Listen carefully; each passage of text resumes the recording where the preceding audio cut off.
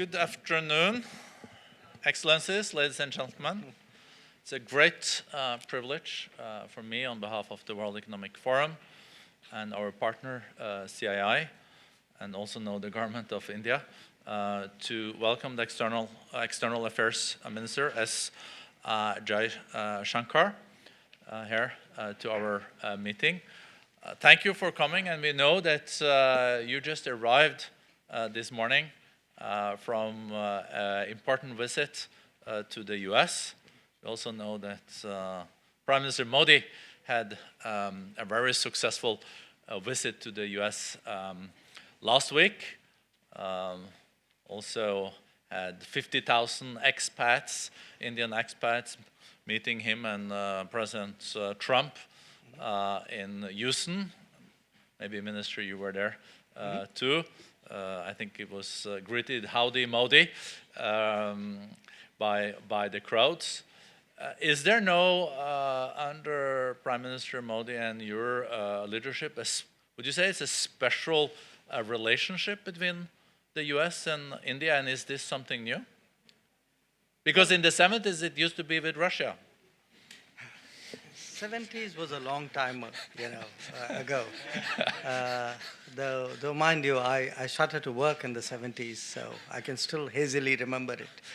But look, I'm not sure what adjective I would put on it, but definitely, I mean, if the kind of event you saw in Texas, the Howdy Modi event, it's not too many countries who can do that.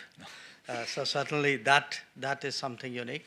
But the fact is, if you look at our relationship with the US, how much it's changed, the extent of convergences that we have with the US, shared interest in many areas, the size of the economic relationship, the trade, the investment, the knowledge relationship with the US, the fact that that has given rise to actually industries in the Indian economy. The community, we are today depending, I think the American citizens, the Indian Americans would be about 3.5 million, maybe 2 million plus more of Indians living out there. So you put it all together, and so many students. And very successful Indians too, yes, many indeed. CEOs in the big companies. Absolutely. So if you put it all together, I would say in many ways it's a pretty unique relationship. And I think that was reflected partly in what was visible at Houston. Yesterday we had Secretary Wilbur Ross of Commerce here, and also in a discussion with your Commerce Minister. And there is a lot of suspense, and there's a lot of interest. Is there going to be a trade deal between the largest economy in the world, being the US, and the fastest growing of the emerging economies of size, like India? Are you, what was the zeitgeist you felt when you were in the White House yesterday and met with the new National Security Advisor and other Trump advisor? Is it going to happen? Well, if you had our Commerce Minister and Mr. Ross here, I'll go with any answer they gave you. Because ultimately they have to work it out. And the only thing which I can tell you... I think Lighthizer is involved too a bit. Yeah, sure. But what I can tell you as a foreign minister is I understand, as a interested spectator, that this is it's not that easy. It's a fairly complicated set of issues because you are really looking at trying to clear up issues for which there isn't mirror imaging in many ways. So I guess if they are taking a little time, they would be justified in doing so. From what I read in the newspapers today, both of them sounded kind of cautiously optimistic. Would that be right? No, I think that is the feeling I got also. Yeah, sure. We had a closed meeting yesterday between the two of them that I moderated. Right. But also having been trade minister in my country, So- before I have negotiated it with India and U.S. separately, and You have my sympathies. I would say no. I would say that it would be very interesting to be a fly on the wall during those negotiations, Absolutely. because they're some of the best prepared trade negotiators in the world, both of you. Huh? Which is why you had my sympathies. Yes. Look, seriously, I do know a lot of work has gone into it. I know teams have been meeting, and clearly Mr. Goyal has the lead on our side, and Ambassador Lighthizer has on the American side. And my sort of last check on it was just before Prime Minister met President Trump, and I think a lot of people heard them speak about it to the press. So whatever was the mood, the temperature check that you did yesterday, I guess that would really be the latest. But I think also, with all due respect, we know a foreign ministry is also very influential in this context, and trade negotiators can continue for decades just arguing about one agriculture product. But it seems that if there is a political will, and if there is a will from the top and say, let's now try to agree on something, it can happen. And it seems like now it is a special moment also in the relationship between those two countries. And maybe the situation with China has also created more momentum for this deal and Japan. Is that correct? Well, look, I mean, you may have a point, but in our case, what I can say is that certainly in this government, the concerned ministers, which is really trade, finance, foreign, and some of the line ministries, because their sectoral ministries, because their interests are involved, people really work together very, very closely as a team. I know that is a caricature of a trade negotiator, that they can go on endlessly on very siloed issues. But you would have seen yesterday, our Commerce Minister is a very strategic person. So he's completely capable of managing this, trust me. Talking about being strategic, we have seen that you and your government has also made a priority of South Asia. Mm-hmm. We have a lot of participants there and guests from Nepal, Bhutan, Bangladesh, also Sri Lanka, Maldives. We also saw that you stepped up the money that you allocate for partnerships with many of these countries.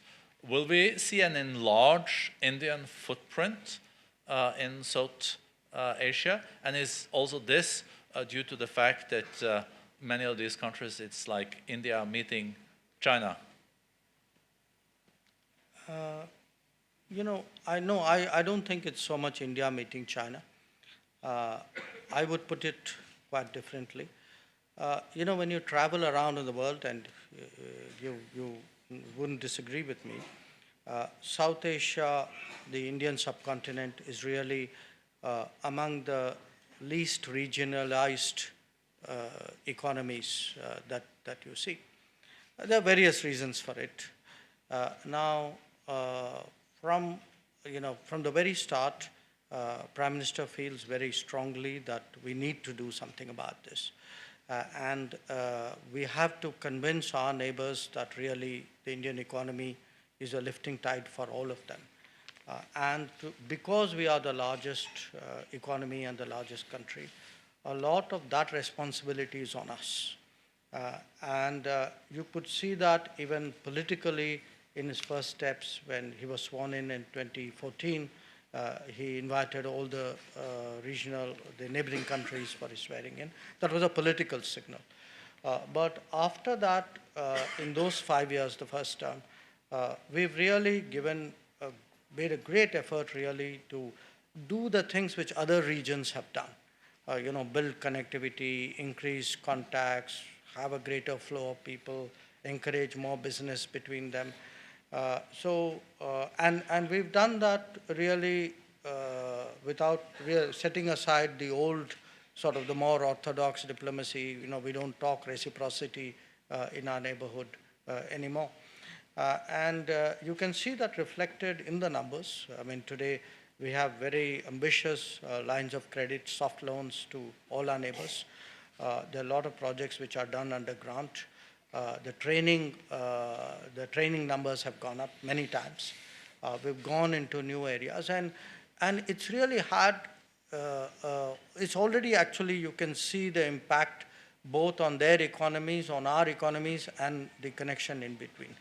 And if I were to give you very common sense examples, I mean, you would have situations where, let us say, it's easier to go to a port of a neighbor than it is to your own port, but in the old days you wouldn't do it, or you would have excess electricity in one part of India, demand in a neighboring country, but there's no way by which you could do the transmission. So today, if you look, what we are actually trying to do on the ground, power transmission, fuel supply, building border roads, sometimes fairly deep inside the other country, port, connectivity to ports, creating effective waterways. So there's an enormous push, railways, and this is the case. I would say probably the most advanced would be Bangladesh. We are now making very good headway in Nepal. So there are road projects, rail projects underway out there. We've started about 2-3 years ago power supply to Myanmar. It's still in the early stages. We've done a lot of railway lines in Sri Lanka. Bhutan has historically actually been our best partner in terms of development assistance. So pretty much I would say the entire neighborhood -1 has been actually a fairly good story of regional cooperation. And I think you will see that continue to probably see that scaled up. It's reflected in our foreign ministry budgets. And I kind of see that going higher. Thank you for mentioning this -1, because that gave me a chance to also address maybe what some people in the room would say is like the elephant in the room. I guess, did you have any meetings when you were in the US where the Kashmir issue didn't come up? Yes.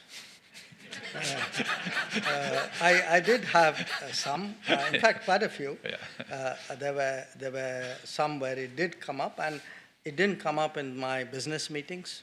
It didn't come up even in some of the policy meetings, because I think people knew our position, and but it did come up on quite a few occasions. So, but that's natural, because for many people there's a change of status quo. There's a change, and when there's a change, naturally there's interest. And there is looking forward. Would you say that -1 is a permanent impasse? No, I won't. I won't, because then I would, as someone from a diplomatic stream, I would be admitting that something is not possible, that diplomacy has limits, and I cannot ever accept that. The Soviet Union was forever until it was no more,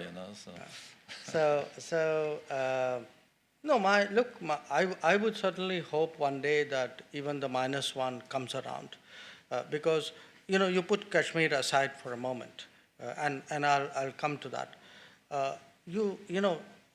Today, if with everybody else, trade is on the increase, contacts are on the increase, business is on the increase, connectivity is on the increase. I mean, surely at some stage that would have an impact, because you would see everybody else prospering with that cooperation and contacts. So I always remain hopeful. I'm not unrealistic there. I know that we have big challenges, that they have a mindset issue out there that they have to overcome.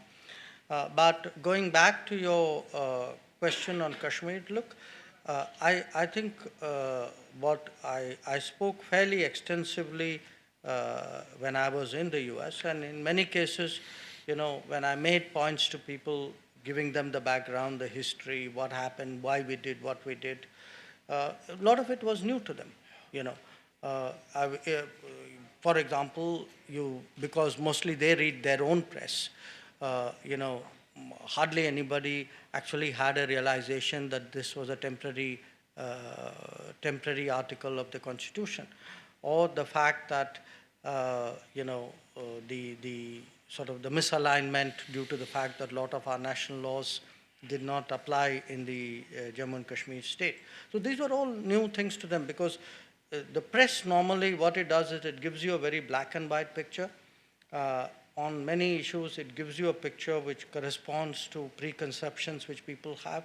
The press is not without, it likes to shape the narrative in some ways. So I think it was useful to talk about it in a very open manner and give people what was our perspective. I think many cases, people, I saw people absorbing that, and hopefully they agreed with it.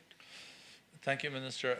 Just looking at the world in more like a macro perspective, we have gone, to be a bit simplistic, from situation with Cold War to maybe some people would say hot peace.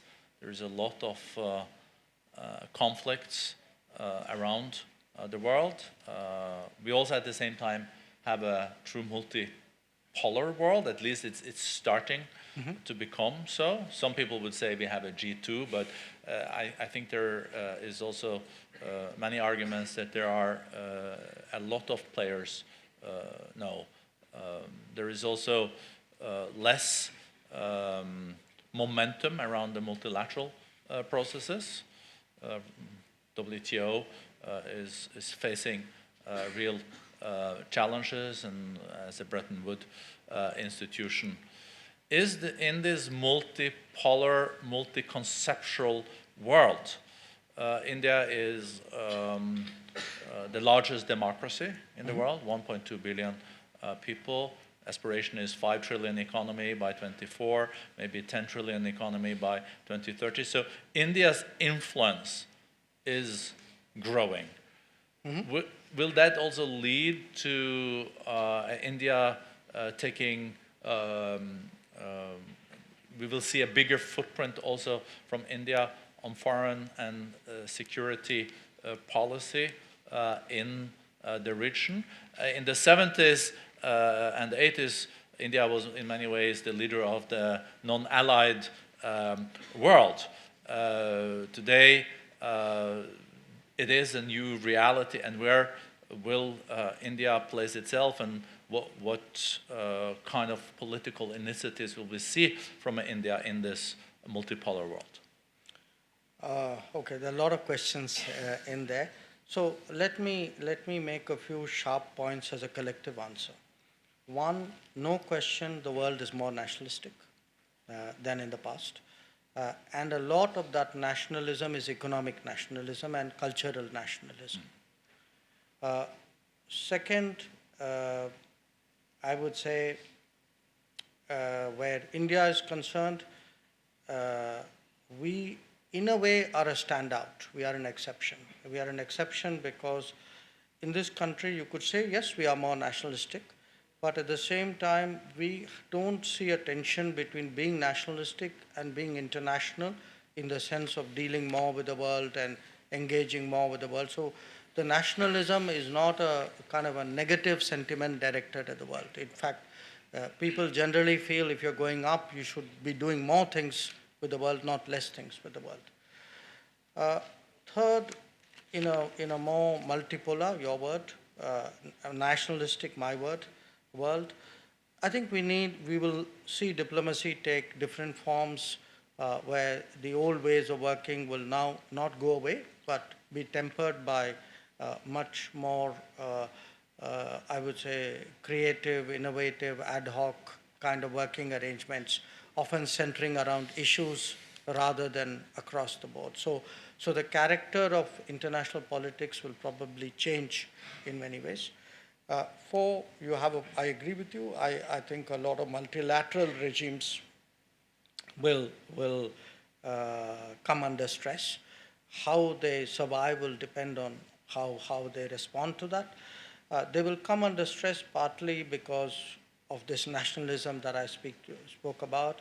To some extent, a lot of them are also being critiqued for how well they work or don't work. So there's a kind of performance audit on multilateral regimes also going on.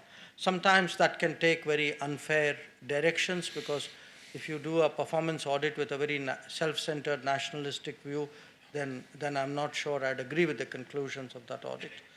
But certainly that too is a factor. So all in all, I would say a more complicated world, definitely a more interesting one, possibly a more difficult one. But where India is concerned, you know, you also made a reference to G2. That's something we have never accepted. We've never been comfortable with. I think partly what would also distinguish us from other countries is that we still have a very strong relationship with countries of the South. And we, in many negotiations, which we would have seen as trade minister as well, we not only stand for our own interest, to a large extent we voice collective interests of the developing world, G77, for example, certainly when it comes to trade or when it comes to climate change. So I think that's also a constituency for us. Now, when you look at all of this, you could on the one hand say, okay, it's all getting more difficult, probably true. But you could also say that we are in a very unique position, that today, being a market economy, a democracy, socially pluralistic, we have comfort with the West. Being Asian, part of the rise of Asia, we have comfort with a lot of this rebalancing in Asian countries. Having a G77 constituency working with countries of Africa and Asia, we have a much stronger bonding with those countries. So I think we could be at the right intersection. A lot of it, therefore, requires active diplomacy to make sure that those constituencies are all sort of brought together. That's very much the intention of the government. So what you have seen really, definitely over the last 5 years, and you saw recently at the UN, is a willingness today to go out, engage countries, visit more countries, and therefore you can see a new energy in foreign affairs. No, we have seen your very busy agenda, following you on Twitter. You can be exhausted just by reading your Twitter account.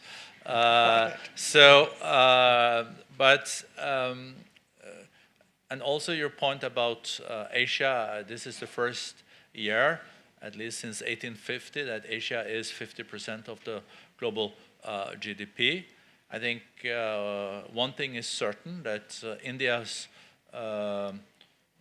influence and size in the global economy is just going to increase in the years to come. When will we see Belt and Road kind of initiatives from India's side, or is that not your cup of tea? Will you join the Belt and Road Initiative, or will you not? Third question in the same area. You know, superpowers, traditionally, but also like today, I would say China is the second largest economy, the US is the largest economy, also have this view of that they follow very closely what is happening in their backyard. Of course, there is no Monroe Doctrine anymore, but this notion of Monroe Doctrines is still there. Would India accept whatever happened in your own backyard when it comes to military establishment and etc.? Or that would also be quite interesting to, if you could elaborate on that.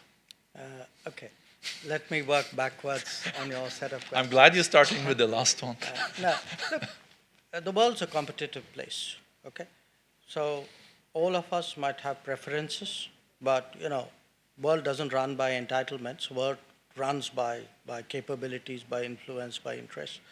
So I would hope very much that we have the ability to influence and compete, which will secure our interests. Now, we are fairly clear what our interests are. You put it very diplomatically. I congratulate you. But the fact is that I will certainly I'm looking at the ambassador from Maldives just here in front of me. So I wanted to be a bit careful. We will certainly make sure that our ability to compete, our ability to secure and advance our interests, our ability to influence other countries, which is all, by the way, this is what international relations is about. So I would certainly hope that that remains sharp, that remains effective.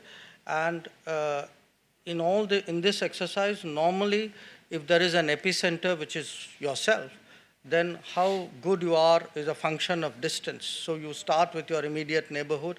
If you can't influence your immediate neighborhood, it is very unlikely you'll be able to influence beyond. So to me, that's like the first circle of your interests.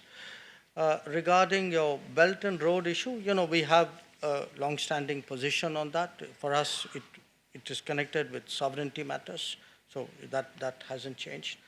But the idea of do we do something similar?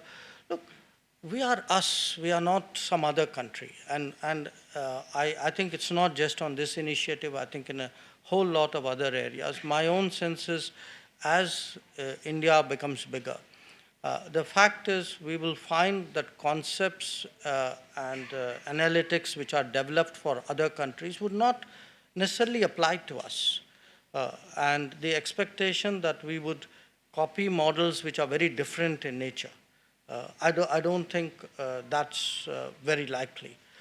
Because typically, I mean, we do a lot of things even in our own neighborhood, some of which may surprise you, the scale of which. But it's not, this is in a way, you do these things. I mean, it's done even within India, if you look at it. It's the manner of which it's done is much more disaggregated, it's much more organic. On connectivity, for example, rather than say we have a grand initiative, we would much rather say, okay, we have a development partnership. In fact, that's exactly what my Prime Minister said when he went to Africa last year, where he said, look, we are prepared to do very much more in Africa, but we would like to know what you want. And we'd like to know your priority, and we'd like you to take part in it, and we'd like you to actually own and operate it once we have set it up. So I think that's very much more our manner of doing things. So it may not make that splash, but I think in many ways, I mean, if you go to some countries, for example, you go to Afghanistan, it's not a story which always comes in the headlines, but I would really say with a degree of confidence that probably more Afghans know about what India has done in terms of development than most other countries. So a softer form of diplomacy yes. from the largest democracy. I would say softer, more collaborative, more co-owned, look this is us, okay? I mean, other countries can legitimately differ. I would say if you're doing something, I would much rather be that sense of partnership comes out rather than other people think that it's all mine. It's more likely to stay, it's more likely to give me the kind of returns that I really want. We also know from history that superpowers will be challenged to also try to deal with conflicts in the region. Would we also see India, for example, volunteering to also try to be a mediator in some of the conflicts in the region? Could we, for example, see... This is a very Norwegian question. Norway has never been a superpower. No, but that has not stopped you mediating. I used to say when I was foreign minister, the only organization in the world where Norway is a superpower is EFTA. And EFTA is this free trade organization with Switzerland, Liechtenstein, and Iceland. So, and we tried to establish a trade deal with India. But on this, for example, we know the situation for Rohingyas between Myanmar and Bangladesh. Could that be something where India could be a mediator? Maybe an even a bigger question that I think we all are concerned about is the situation in the Gulf and with Iran. That has been escalating. It's been a little bit more quiet the last week because there are other things in the media, but I don't think the structural challenges related to this is dealt with. Or is it a very Norwegian perspective? No, look, I mean, if I look back on our history, there are times when we've done some of that. We took a little bit of interest in the Iran-Iraq war in the early stages. We did a not successful mediation in Sri Lanka. Not as bad as the Norwegians, though, I think. No, actually ours ended up worse. Okay. So, you know, it's not entirely without some past.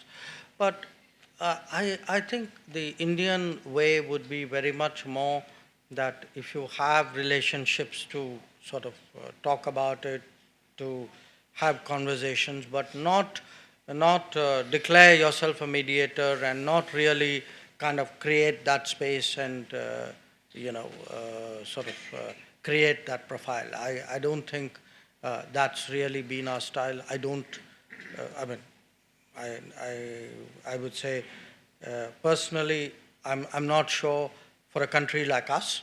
I mean, I'm not prescribing for everybody else, but I would. It's not something which I see great profit in. But having said that, you know, some of the examples that you raised, say you raised Myanmar, Bangladesh. Now we have excellent relations with both. We actually have made. I mean, we are the first country to actually complete a project in the Rakhine state after the the problems. We've done a housing project, and we are hoping that would be the nucleus for the first set of people to go back. So we have relations there. Our relations with Bangladesh, of course, are absolutely outstanding, the best ever. So it's not that we don't, we are staying away but I think we just handle it much differently from the manner in which you put it. And I think the bigger a country is, the more power you also have in inspiring countries. And you are, I think, the largest FDI investor in Bangladesh and the second one in Myanmar. I think the Chinese are larger there by far than you. But coming back also to what you mentioned about connectivity and also technology. When you were in DC, I don't know if you felt it the same way. I was there last week, and behind this trade war notion, there is also a lot about technologies. Mm-hmm. Who's going to be on top of the new technologies? And I think there is a Sputnik moments in many countries these days, and many countries do see that those countries that are on top of the new technologies, and in the platform economy, the winner has a tendency to take it all, will also come out of this century as the most influential ones. Last year at this time, I was here, and Prime Minister Modi opened the World Economic Forum's Center for the Fourth Industrial Revolution in India that is placed in Mumbai. But on the technology side, how did you see technologies also know as an important factor in foreign policy, and you see that as an underlying factor more and more? Well, look, if you look at the global scene, yes, you know the term Sputnik moment is used, but by the way, bear in mind the Sputnik moment was for the non-Sputnik country. You know, it was the U.S. actually reacting to the Sputnik in a way. The country which sent up the Sputnik didn't fare so well after that. So clearly, I mean, today the political competition or strategic competition is also expressing itself very much as a technology competition, if you would. So when there is, I mean, first of all, as I said, competition is natural. The the idea, of course, is while it is natural, it is not unconstrained, that somewhere the net result of that is positive. If it gives people more choices, it's actually all for the good. In that sense, it's a little bit like politics. I mean, we would prefer a multipolar world because it gives you more choices. So if you have a multipolar technological world, that too gives you more choices. But on the issue of where we are, I mean, it's very clear that we have to go down that direction. And if you look, I mean, we are one of those countries where really are, I mean, for every country, its assets are its people, but many countries have other assets too, as you know, in Norway. But we are really completely HR dependent.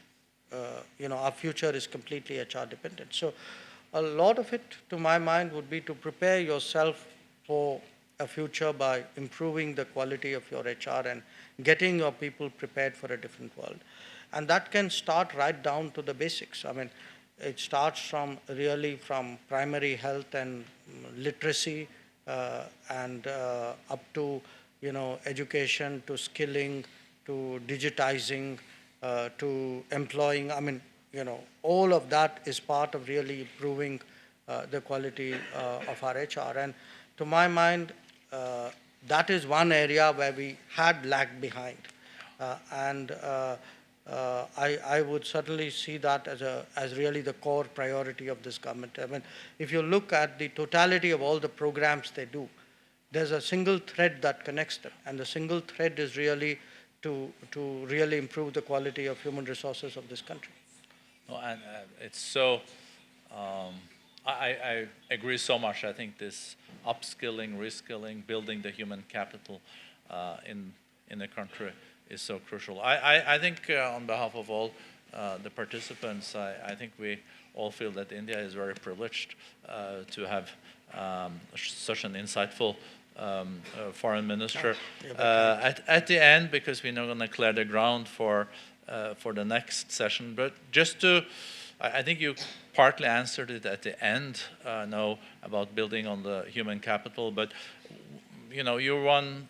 I think you were the second minister coming from the foreign service, so you have a vast experience on foreign policy and security policy. As a former permanent secretary and civil servant and ambassador for many years.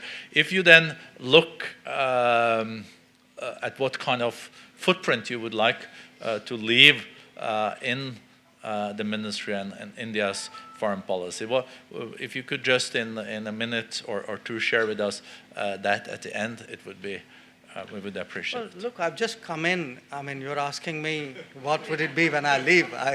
I think you need to give me a few years to think that through. Oh, I think you have made some reflections. No, but seriously, look, I would certainly like to see Indian foreign policy have a bigger footprint, to see it much more influential in determining the outcomes of global issues, to obviously see our interest and influence secured in, you know, our immediate periphery and beyond. But at the end of the day, I'm very conscious that we are preparing a foreign policy for a country which, I mean, within a decade would be the third largest economy, which would be the most populous country, and which carries a lot of burdens of the past, in the sense that, you know, we missed a lot of opportunities in the past, beginning with 1945 when the global order was fashioned. So how do you make up for all the things which you lost out on and yet prepare for all the things that await you?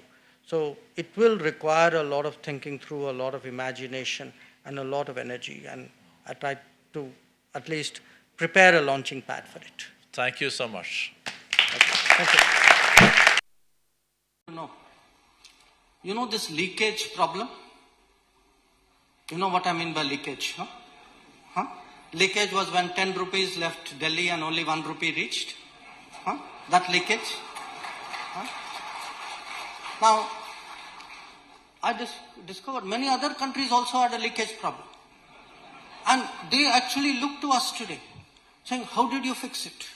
I mean, I want to say first we fixed it by having a different party in power.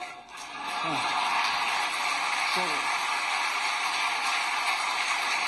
we of course, we then fixed it by applying technology also. So the point is, if you look at digital delivery, you know, the scale of our